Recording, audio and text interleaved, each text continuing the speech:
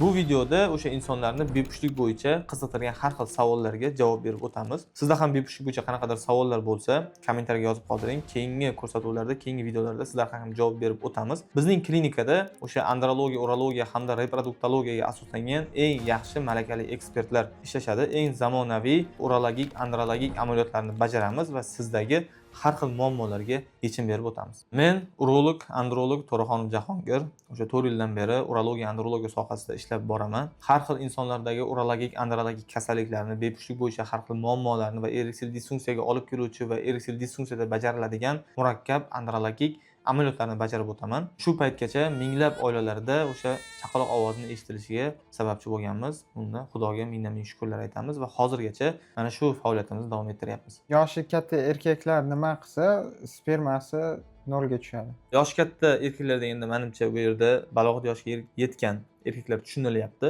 Balog'at yoshiga yetgan erkaklarda urug'larning soni, sifati, harakati, morfologiyasi hamma tomonlama zo'r bo'lsa-yu, ularda nima sababdan keyin azospermiya holati kuzatilishi mumkin degan savolga bunda faqatgina odatda ikkita sabab bo'ladi. Bularning birinchisi travma.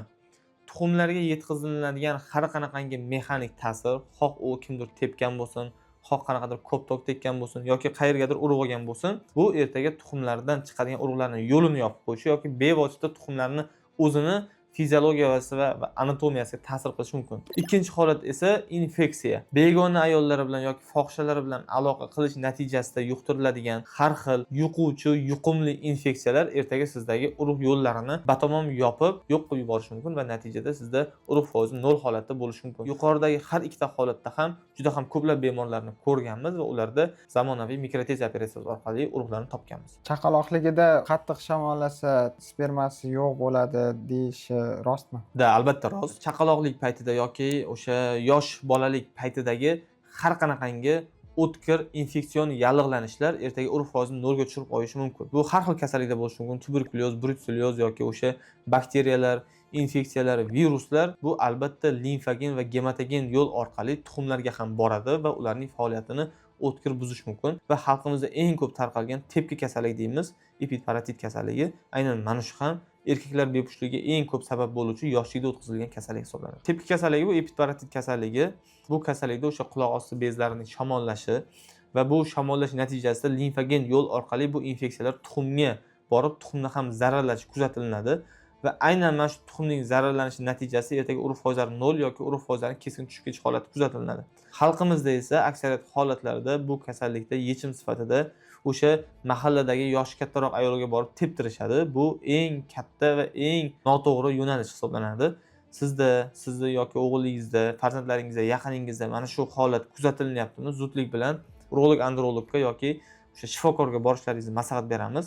Bu yoshlikda o'tkazilgan har qanday infeksion kasalliklarni vaqtida asoratsiz davolash kerak. Shundagina ertaga sizdagi reproduktiv sistemangizda hech qanaqangi muammolar kuzatilmaydi.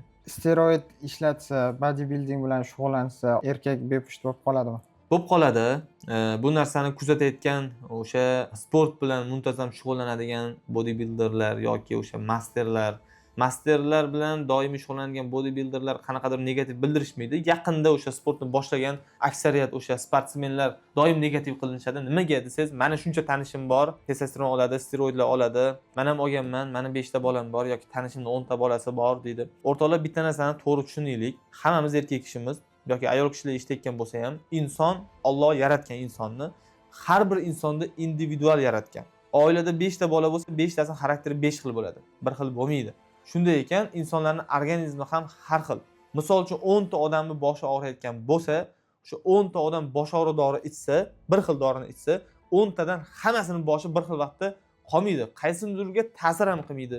Qaysidirga 1 minutda yaxshi bo'ladi, qaysidirga 1 soatda yaxshi bo'ladi. Xuddi shunday siz kimdadir ichish, chakish yoki qizlar bilan birga yotish yoki steroidlarni qabul qilish orqali unda farzandli bo'ldi degani, siz ham mana shu odatlarni yoki mana shu mahsulotlarni qabul qilsangiz, sizda bola bo'ladi degani emas. Steroidlar yoki testosteron qabul qilish bu ertaga bepushtlikka olib keladi. Chunki tashqaridan ortiqcha o'sha gormonni ichkariga kiritish tuxumlarning o'zidagi testosteron ishlab chiqarishini tushirib yuboradi.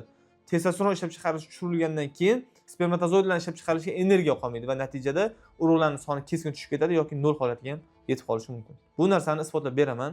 Qaysidir sportsmen yoki bodybuilderda bu narsa haqida ishonmaslik bo'lsa yoki o'sha yolg'on gapiryapsan degan qandaydir da'vosi bo'lsa, kesin o'zimizda maxsus adabiyotlar bor. O'sha Yevropa urologlar assotsiatsiyasida ham bu narsani yozib qo'yilgan. Bepushtlikni davolayman deb, o'zi aslida hali bepushtlik bo'lmagan bo'lsa ham, har xil noto'g'ri yo'l qilib o'zini battar tuzatib bo'lmaydigan holatga keltirib qo'yganlar bormi va ular nima yo'ldan yurishgan? Kasallar bo'lgan bunaqangi bemorlar. Bemor o'sha balog'at yoshida yoki balog'at yoshidan o'tgandan keyin hali uylanishdan oldin hech qanaqangi tekshiruvga bormagan, o'zi sog'lom bo'lib yurgan, lekin har xil o'sha gazli ichimliklar yoki o'sha tamaki mahsulotlarini surunkali ravishda qabul qilish orqali ertaga o'zida ishlab chiqariladigan urug'ning sifatini buzib qo'yishiga sabab bo'lgan va buning natijasi ertaga bepushtlikka ham sabab bo'lgan. Shuning uchun doim aytamiz, yeyotgan, ichayotgan har bir ozuqangizga e'tiborliroq bo'ling, zararli odatlarni tashlang deymiz. Sababi zararli odatlar ertaga sizni bepush qilib qo'yishi mumkin. Ya'ni o'zini davolayman deb nimadir noto'g'ri yo'l qilib battar qilib qo'ygan holati bormi misol? O'zim davolayman deb ko'pchilik yoshlar hozir shunaqa yo'l tutib olishgan. Vitaminlar ichishim kerak ekan, amerikanskiy qanaqadir vitamin ichishim kerak ekan, vitamin E ichishim kerak, A ichishim kerak, L-karnitin ichishim kerak, L-arginin ichishim kerak, protein ichishim kerak, keratin ichishim kerak. Bu yuqorida sanab o'tgan barcha mahsulotlarning zarari yo'q organizmga, qanaqadir bepush qilib qo'ymaydi. Faqat maxsus o'zini belgilangan dozasida qabul qilinsa. Lekin har qanday aytadi-yu, asalni ham ozi shirin deydi.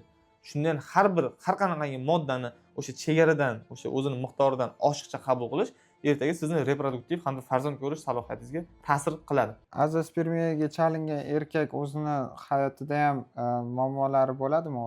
O'zini kuchsiz his qiladimi? Aksariyat holatlarda ha. Sababi azospermiya kasalligi bor bemorlarning ko'pchiligida genetik kasalliklari bo'ladi yoki tuxumlarning razmeri kichkina bo'ladi.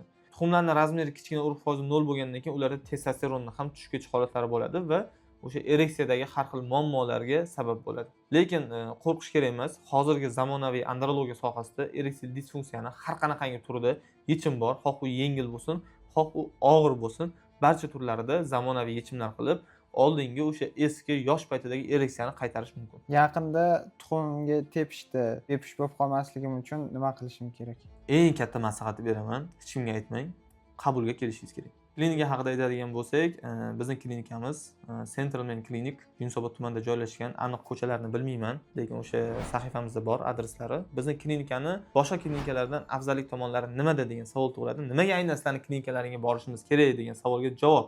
Birinchi o'rinda bepushlik masalasi bo'yicha bizda birato'la juftliklarni birga davo choralarini olib borish kuzatiladi. Ya'ni ayolni bizni ginekolog, reproduktologlarimiz davolaydi. Aynan ginekolog, reproduktologlarimizda ham ayol kishida konservativ davo usuli bajarilsa, konservativ davolaydigan reproduktologlarimiz bor. Ayol kishida o'sha reproduktiv sistemasida farzand ko'rishga qanaqadir to'siq bo'layotgan xirurgik yo'l bilan davoni talab qiladigan qanaqadir kasalliklar bo'lsa, bizning xirurg ginekologimiz ham bor ayol kishida. Ko'pchilik erkaklar o'sha ayoldagi xirurgik muammolarni erkak kishiga bartaraf qilishdan qochishadi. Bizda ayol xirurgimiz ham mavjud, ginekologimiz. Erkaklarini esa biz o'sha yuqori texnologiyada, zamonaviy usulda barcha kasalliklarni bartaraf qilamiz va ayol erkakning juftliklarini birga davo choralarini olib boramiz. Bu yaxshi zo'r natijani ertaroq tezroq olishga imkoniyat yaratadi. Bizning klinikamizning afzalliklari shunda. Bundan tashqari tekshiruvlarimiz, UZI tekshiruvi, spermogramma tekshiruvi, qon tekshiruvi bo'ladimi, har qanaqa tekshiruvlarni maxsus malakali ekspertlar tomonidan amalga oshiriladi. Shuning uchun ham bizda to'g'ri tashxis qo'yish darajasi juda ham yuqori turadi. Xo'p, o'rtoqlar, sizlarda qanaqadir ereksil disfunksiya yoki bepushlik, umuman olganda erkak va ayollarga xos bo'lgan qandaydir kasalliklar bo'lsa, bu videoni hozir ko'rib turibsiz, keyinchalik topa olmay qolishingiz mumkin. Shuning uchun obuna bo'lib qo'ying bizning kanalga. Obuna bo'lib qo'ysangiz, doimiy bizda yangiliklar chiqib boradi, videolar chiqib boradi. YouTube'da, Instagramda ko'rib, kuzatib boring. Qandaydir shikoyatlar bo'lsa yoki qandaydir savollar tug'ilsa, bemalol telefon qilishingiz mumkin. Mana shu telefonlarni qoldiramiz ekranda, bemalol telefon qilib biz bilan bog'lanib, o'zingizni qiynayotgan savolga va kasallikka yechim topishingiz mumkin bo'ladi.